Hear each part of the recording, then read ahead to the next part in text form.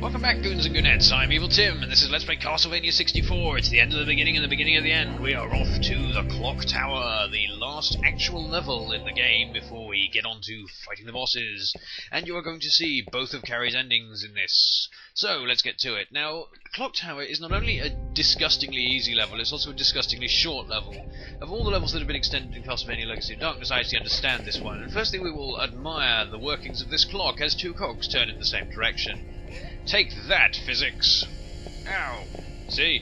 If you fall between those, you will die immediately and instantly from death. And it wouldn't really be a Castlevania clock tower if it wasn't chock full of fucking Medusa heads. So here they are, to knock us off platforms, like so. Fuck that. Right, so we're just going to run across this beam. We've got to be obstructed by a Medusa head that's got to appear, naughty, and then we have to jump across these. Now, in either corner of these rooms, you might see a little, under that platform over there, you might see there's a little metal thingy. Now, those metal thingies are on either side of the tower. This one on this side contains 3 roast beef, and the one on the other side contains 3 roast chickens, just in case you're so unbearably crap that you've actually managed to lose that much health, I suppose. I don't know how you'd manage that. Right, so we've got the key, Clock Tower key 1, and we can actually take a colossal shortcut here, which is jump straight onto this cog here. Now, I can't imagine that's intentional, but Legacy of Darkness suggests it is, because they've dropped that clock down. What it looks like you're supposed to do is go across the gears down there, jump onto that, and then across that section there, up there, up onto that, and then across this thing. But to hell with that, we don't have to. You'll also notice there's no thing in the bottom corner saying we're in normal view. That is because you can't change the camera view in this area, which is nasty and mean of them. You can only go into first person or not. Anyway, we are out of the first room already. That was pretty easy, wasn't it? So up we go, and we can now open this lockable door. The Clock Tower key 1 has been used. Right, now, in Legacy of Darkness, this area is the third room of this. There's only 3 rooms and 2 interconnecting corridors in the level. The third room has been made a hell of a lot bigger, and they've added a 4th room, which is actually quite interesting. So, you'll see that when we get to it as Cornell. But we've got this room, this is in both of them, and this room has pointless wall spikes. They are guarding cogs you don't even have to jump onto, I don't know. It's also got upside down dragon heads. Towers of bone, rather. In the little alcoves, camping around. I guess that they just grew out of the ceiling one day and they're very confused by it. So we'll kill them to end their existential horror. And we will now make our way across these suspended cogs, which have no clear purpose. We will first check that alcove for dragony head, but it doesn't have one, so we're safe for a while at least. In Legacy of Darkness they've added an extra platform to this one as well, just to make it even easier. It's over by where the key is, and it allows you to easily jump straight across the exit door. As if you can't do that anyway. So we've got one more upside down one there, and then we got another upside down one guarding the key, so we will deal with him. Take that, you're dead. I was already dead. I feel no pain. Shut up.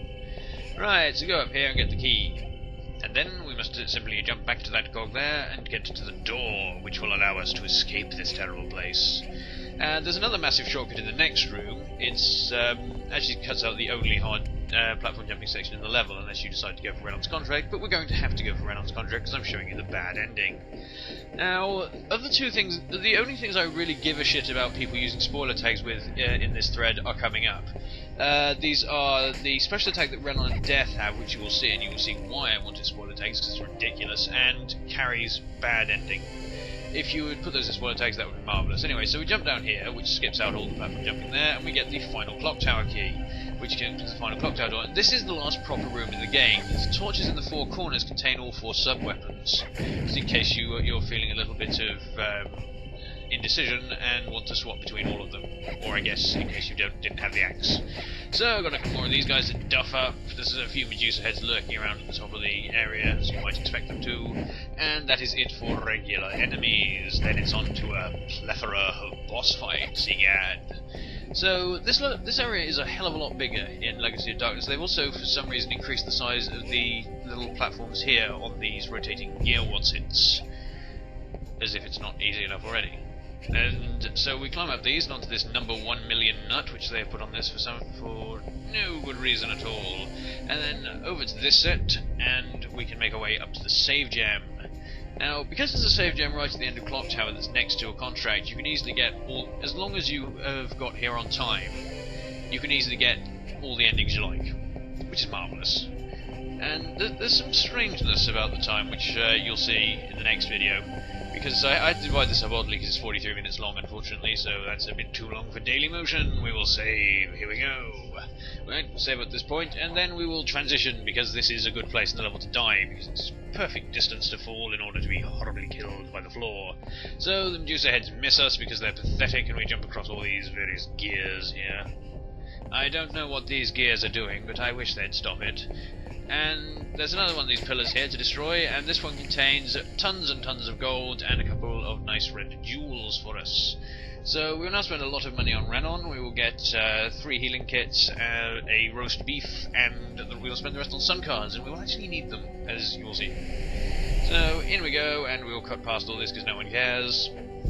Egad, a tumbling briefcase. There we go. I look forward to serving you again. Now we're going to make our way across here.